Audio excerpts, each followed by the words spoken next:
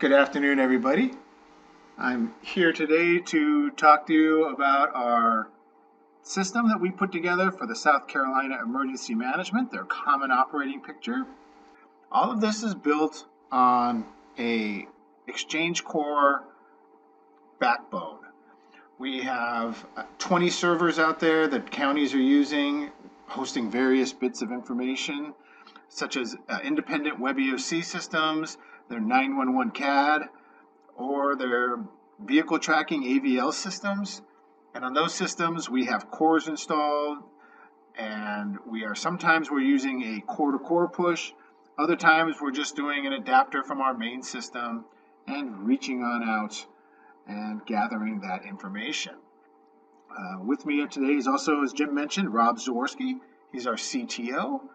The first thing I'd like to do here in a moment, I will be bringing up the WebEOC interface.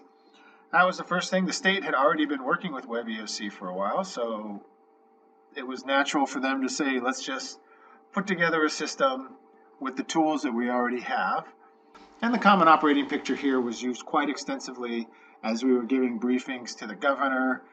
County emergency management directors were giving briefings to their county councils. National Guard folks were giving briefings to their senior leadership from this system as well. So that's what actually I'm going to show first, is how the National Guard used the system. So as missions were, or I should say as resource requests were being assigned to the National Guard to fulfill, they would track what was going on with their various units with this interface here. And from the table listing, you can see we have the major subordinate command, the unit name, and some various other bits of information. During the flood event, pretty much the entire state was activated, and they needed to know a unit status and if the unit was put on state active duty or some other designation. Having all this information here was quite easy for a user to come on in, fill in. If the unit was being deployed, they could fill in the address, city, and state. If they filled in that information, it would autofill the lat long. Or they could, if there was no address, just hand fill a lat and a long, and it would change the unit location on the mapping system. When we turn on the layer here within Google Earth, well, before I turn on the layer, let me quickly show you what we're seeing here. This is our KMZ dynamic file. We've written something here that can update quite a few layers dynamically, and we have the various sections. Our very top section is infrastructure, where we have all of the emergency support functions, or ESFs, and their data broken down from bits of information that they're responsible for reporting on. We have our hazard section, which has dynamic weather feeds. It has feeds from NOAA and a bunch of other types of national systems. And then we have our departments within state government, the Emergency Management Division, the Air Guard, and the Army Guard. All have their own section with their own data in those sections. And then we break it down by region. And within each region, we have all of the counties. So we can display all of that county-specific data that I mentioned earlier when discussing the servers. And so here is just an overall Region 1, the grouping of counties within the region. And then if we opened up each of those sections, we could get specific information. But first I'm going to open up the National Guard section and turn on their unit information. And in a moment here, all of the when the layer loads in, you'll see icons related for each of the various units. This is the live system we're showing right here. And during the state, they were pretty much, everybody was on active duty, so it was all blue. But right now, most of them are at their home base. And when you click on an icon, not only do you get that information that you've inputted in WebEOC, but you also get the dual use information. I should say the logistics, the dual use equipments. That's equipment that can be used on the civilian side as well as military. So the Guard was using this when they had some convoys going across the state in case they needed to pick up equipment on the fly. They could quickly reference this to know where stuff is located. And the county folks could also reference this layer to know what assets were within their county or in a neighboring county. So they might just be able to, when they're filling out their resource request, kind of give the hint that this equipment was close by and could be delivered in a relatively short amount of time. Now, the missions assignment, whenever the National Guard was assigned a resource request to fulfill, they would convert it to a mission. And as you can see here, we have that same table view of the various missions, showing some bits of information about that mission. And I'm going to scroll on down to the bottom here and kind of show you some of the roll-up information that we were showing. As this event unfolded, the National Guard got tasked with more and more missions, and as those missions started rolling up, senior leadership wanted to know how many active missions, how many missions are being tasked, which means that they've been assigned to a major subordinate command, but haven't been assigned to a unit yet. And then they also wanted to know the nature of those missions. So this interface here, this bottom roll-up table information, didn't exist at the beginning of the flood event. We actually added this part on the fly after about 7 days into the event, because the senior leadership was asking for it, and for a couple of days the guys in the Joint Operations Center were by hand gathering this information, and once we put this together, we freed up them from doing this, which saved many man hours on their time. Right within Google Earth, here you can see we have icons on the map, and when you click on an icon, you get this pop-up. This pop-up is almost all the information that is shown in WebEOC.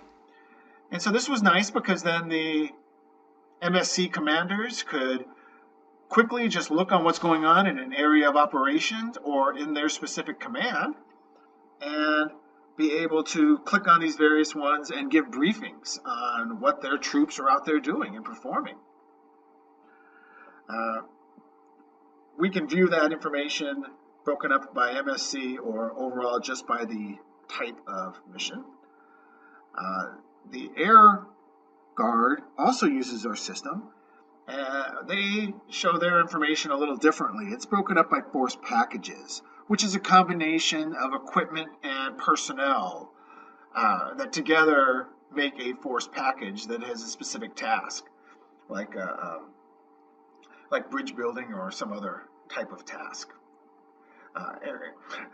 And this layer seems to be fighting me showing up. And now some of these data layers do take longer than others depending on how we're getting that data, whether it's through an adapter, a core-to-core push, or sometimes bandwidth also plays a factor. So I'm going to come on back over here to WebEOC and show some other things here.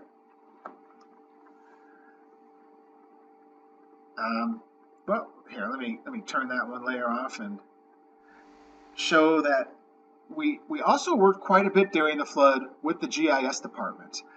We were creating products for our Esri online portal that the emergency management had.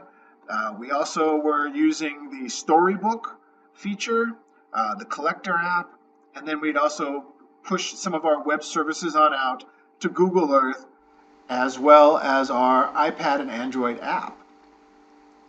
Also our Flex Viewer as well. And these layers were of great help as we were having the event unfold. One of the layers that was very helpful was during the flooding, we had quite a few dams that either gave way or they were in such a precarious nature they needed to be monitored because there was a chance they could give way. And so being able to get this information, put it on the map, helped our public information phone services people as they were giving directions and other bits of information out to the public on, maybe you might want to, when they were giving out how to get from point A to point B, they might reroute them around so they were not putting them in harm's way potentially with some of these, dams that were in a, kind of a hazardous situation. So right now, we're in the process of working with the Department of Health and Environment Control, who has the regulatory authority over all the dams in the state. And part of what we're doing is we're creating a live feed of getting information from them about the dam specifically. What's the different statuses of the dam? And we're still working out whether we're going to create a WebEOC board or if we're just going to create a browser-based input system that would allow those guys to give us the information, and then dynamically we could then have it show up here on the map. We're working with quite a few departments within state government that I'll talk about later here in the presentation. But getting back to WebEOC and how we were gathering data in WebEOC, one of the things I'll do now is I will change my position on over to be the logistics chief of logistics, I should say. And one of the interfaces that we used quite a bit, obviously, was the resource request interface. Normally, we have somewhere between 20 and 50 resource requests on days of exercises. During this flooding event, we had around 900 separate resource requests that were being fulfilled, and they were either fulfilled or canceled. So we were very pleased with how our interfaces all work from within WebEOC. This one here is I switched over to ESF6. They're in charge of managing all the shelters within the state. And we can break these up in various categories, but it was great because then they could take that shelter information and put the status of the shelter. And then when you turn on our shelter layer within Google Earth, we have it set up to where the first time you turn the layer on, you get shelters that are open, full, or standby mode. This is a live system, so right now we don't have any shelters open. But during the flooding event, we just turn it on the first time and then we would know exactly where we had some. Now, if I turn the layer off and then turn it back on, you'll see all of a sudden that the map will become populated with every shelter that we have within the state. And all of them, I believe, are currently closed. Now, these shelters are for a coastal evacuation for hurricane purposes. We have a whole bunch of shelters pre-selected for that. We have 4 nuclear power plants in the state, and there's shelters related to those plants. Some of our plans for a dam failure, the larger dams, have preset shelters. So we bring all those shelters, as well as any shelter that's created on the fly by ESF6, and display them on the map. And so having all this information in terms of how many people are in the shelter, the type of shelter it is, whether it's pet friendly, whether it's a special medical needs shelter, you can find all of that just by putting your mouse over an icon and then clicking on it and getting the pop-up, and you find out those various bits of information that are shelter specific. One of the things that we're adding now is a capability to do mass feeding. That was something else that we found that ESF6 needed to track, and so we're now putting in an interface so we can display on the map where all of the mass feeding locations are going to be. Now, county significant events was ones where, as I mentioned at the very beginning, we have a bunch of 20 or more counties running their own version of WebEOC, and then they would do a dual commit from their system up to the state. So then within WebEOC itself, we would be able to display that information. Now, if it was coming from a county server, we, on the Google Earth side, would show that information of all of the county significant events within that county section. And in the EMD section, we are showing county significant event data for specific incidents, but it's the ones that the counties have shared with the state, not that complete list that a county would show into their section.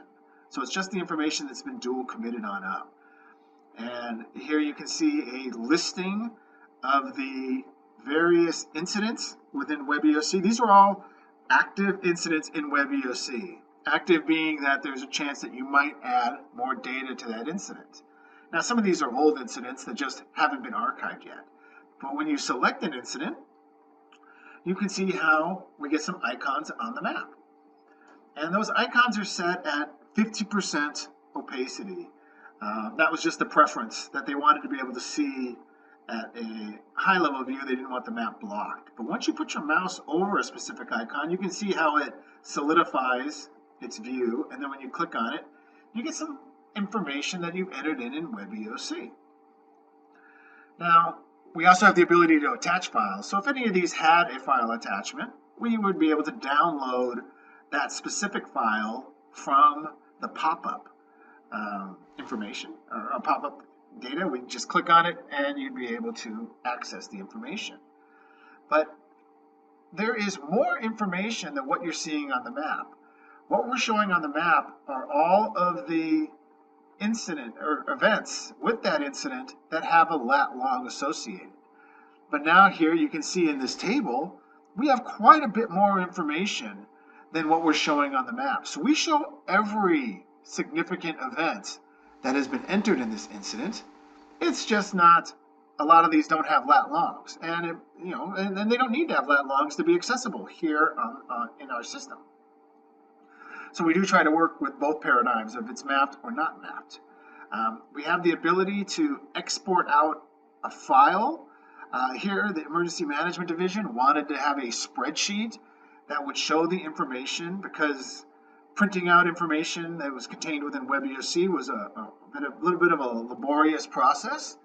So we put together this system where through one click of the mouse button, you now get a spreadsheet that has every tab along the bottom is an active incident within WebEOC, and then these are all the data items for every one of these is a significant event.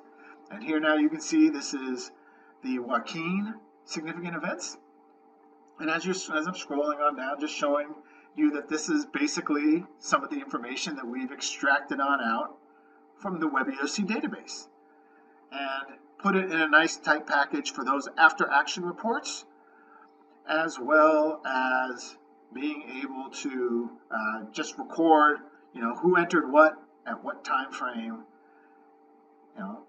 in a clear and coherent manner. And we're able to export also, this was just something that was requested that it be a spreadsheet, but if it was, we could also export this information out into a Word doc if that had been, required. That's the flexibility of this system, is that, once you have the data, exporting it on out in various file formats, it comes down to basically the end customer's preference on how they would like that data given to them. Now, part of this system is that we're trying to make this overall system have a managing of emergencies and then have a daily component, a daily use component, so then that way people are using it continually. So this layer here we put together is a weekly communication check. The state warning point works with the counties every week to gather this information. And so we built a WebEOC board for them to use. And then every day, as various counties are entering in or conducting their combo checks, they can call them in. And here at a glance, we can tell exactly the status. Green being they've completed their check. The orangish color is that they're started. The gray is that they haven't even started their check. So that gives everybody a quick little idea of where the state thinks each county is with their combo check. So that was part of our daily use idea and usage. Now, we've worked with several different departments, one of them being ESF 12, who's responsible for gathering all of the power outage information. We built for them a standalone program where they can send out blast emails to gather information from the co-op association of power providers, as well as the larger power providers, the nuclear power plants I mentioned. When you click on any of the counties, you get a pop-up that will show each of the power providers within the county itself. And then it will show the customers for each of the power providers, as well as if there is a outage going on in the county or in that specific power provider, we will try to do a percentage outage bit of information as well. This standalone program we set up for them, either it has the ability to have a link in the email so the power provider can do the outage information, or they can just respond to the email and hit reply, and then ESF 12 personnel can enter in power outage information. That was phase 1. Now we're working on phase 2, where we're going to automate a lot of that information. At the very top of the pop-up, you can see that we do keep the total county customers as well as the percentage outage for the entire county along the top there. So we do try to present the individual as well as the overall view.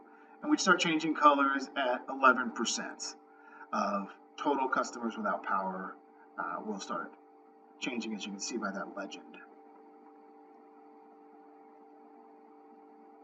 And now for just a fast moment here, I will bring up and log into our Flex viewer that I mentioned. Now this system here, you'll see I'm using my WebEOC login. It's fully tied in with WebEOC. So all the data that gets entered in this system is saved back to the WebEOC database. So you can enter in information here. It'll show up in WebEOC and on Google Earth. If I enter in information in WebEOC, it'll show up on this system. So all of our components are tied together and using right now WebEOC as the common database for storing all information. Here's our interface for showing the table listing of county significant events. And we've changed this up a little bit from WebEOC in that we show all the information from every incident, unless I select that little button that you see in the upper left corner of this interface, and then I can limit it to what interfaces. The little checkbox I just selected will now put icons on the map. If I roll my mouse over the table in a minute here, you'll see the icons will highlight which one is related to what row in the table. And then we have how far back do we want to check things out. So you can see there we have at the very top that little timestamp, which is saying 23 hours. So that's just showing me, give me all the information in WebEOC for the last 23 hours. I'll come back to the Flex viewer here in a moment, but first I thought I'd talk a little bit about the feed we're getting from the Highway Patrol. They first approached us with the idea of bringing in their 911 system and displaying it on our map. And we had a couple of discussions with them on what they'd like to see in the pop-up. We wanted to bring in just a little bit of information because we didn't want to worry about HIPAA violations and other types of rules and regulations on what can be displayed in this system, since a lot of people have access to it. And the main reason that we're bringing in the 911 system is here are the hurricane evacuation lanes for a lane reversal. And the Highway Patrol was interested in having the ability to know exactly what was going on from their 911 system for any accidents that were ongoing on one of the evacuation routes. And that way, if they could see it was an accident, they could quickly then call their headquarters to find out the nature of the accident. Because if it's a serious enough accident, they might have to consider the shutting down of one of these reversal lanes and opening up an alternate one. And obviously, the effort to do that would be, it's a Herculean effort to go through that process on the fly. And so, but this would at least get them the heads up information at the command level that, that might need to be undertaken. And so they liked this idea a lot when we first presented to them and got it done, that they liked it so much, they changed and added to their 911 system an additional call that was related to their traffic control points. And so that specific call dealt with groups of traffic control points and when they were all staffed. And so when they were all staffed, that call goes through the 911 system, and then we change the coloring of those traffic control points based on that information. Our next version of this is to try to get information in terms of the radio call signs and radio frequencies of the folks that are actually out there manning those traffic control points. Now I'm going up to the ESF1 section, and we've been in talks with them about getting various bits of information, that they have available. And one of those sections is the traffic cameras. And so once we brought in and started sharing that information, we wanted to then explore the idea of getting the 511 data. And 511 data is the road and bridge closures, their amber alerts, and those sign information that says it takes so long before you get to exit 21. So here now is the traffic cameras, and then when you click on one of them, we get the live stream of the video coming from that traffic camera. We also have the ability to stream. We are using the BAM user app, and any smart device that's running BAM user and has it configured can actually stream live video into our mapping system. Some of the other data layers that were flood related were things like the governor needed to know, while the rain was still coming down, what areas could potentially really get hit hard. And so one of the layers the GIS department brought in was the 500 year flood map. And so between this and bringing in things like dam gauges and other bits of, or river gauges, I should say, we were able to then brief the governor on potential areas, because she needed to know things before before it happened, just to give her a heads up. And as soon as it stopped raining, we had the Civil Air Patrol up and flying missions around the state. And so in a moment here, you'll see these little green dots. And all these green dots were related to specific flights that the Civil Air Patrol took, and then it would be an image. Now, the way that they worked is that they ran into our Flex Viewer, and we had two components here that the Air Branch used. One of them was our scheduling tool. The Air Branch would be able to take assets that they had pre-entered in our system and then assign them various missions. Now, whether those missions are, as you can see here, they're all sorts. Some of them are damage assessment, others are search and rescues. So this scheduling tool allowed them to assign specific agencies a specific task, and then we could bring in information like their call sign, the takeoff time.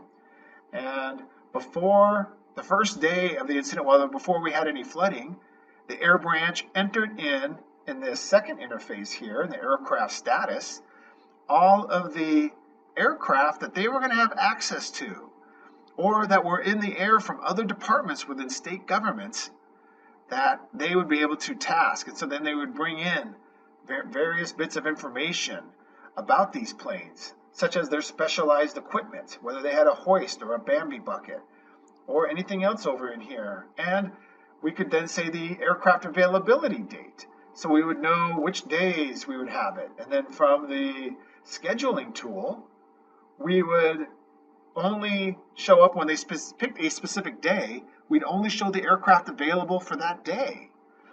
So that made it good for the folks who were scheduling stuff, because in that way they would be able to know exactly what they had available on days so they could plan several days in advance flights and missions. And we had other bits of information in terms of cost per hour, estimated cost based on the actual flight time. And in these page where you enter in the aircraft, we have things like cost per hour. So that way, when we know how long they're flying, we can do the estimated cost. And we can also put the pilot in charge and the second in command and other types of information, such as their call sign, while they're flying this mission. So here you can see there's quite a few National Guard missions here. So we can leverage, during this flooding event, pretty much all the state agencies really played well together and offering up their assets as they were flying these various missions. So here's now some of the same information that we were showing in Google Earth, now inside our browser system. So here's the dam failures and the JFO information here. So let me just close this on up. And it's very similar to what we just saw in Google Earth. So that's the idea, is that both systems work together, and it comes down to user's preference. Whatever you would like to use, whether you're using the Esri Flex Viewer here or Google Earth for your mapping components, both systems work fine together. One thing we do is in the data input section here for the resource request is that you can fulfill a resource request or task and create a resource request here in the system. We save it back to the WebEOC database, as I mentioned. So here are all of the various resource requests that I was showing earlier in WebEOC, but now it's on our mapping system. And in the Esri Flex side, now we can see where all of the resource requests are going and the icon colors based on their status. And you can see we also can attach files there. As you can see, those little icons there in the far left-hand side of the table. There's 2 of them, and if I would click on those, I can download files that are associated with those specific resource requests. So we are trying to keep all of our technology in sync. You get a similar view and experience that our Esri system here is providing in our apps, because we use the same underlying base technology in our Android and iPad app that we're using here. So when we make the HTML5 conversion, undergoing a very similar still look and feel for this program, the apps are all written in native code. So even though they could run an HTML5 system in any app in a browser, we feel that running everything in native code and writing apps in native code makes more sense, since that's what they'll run a little bit quicker and a little bit smoother since they are in native code.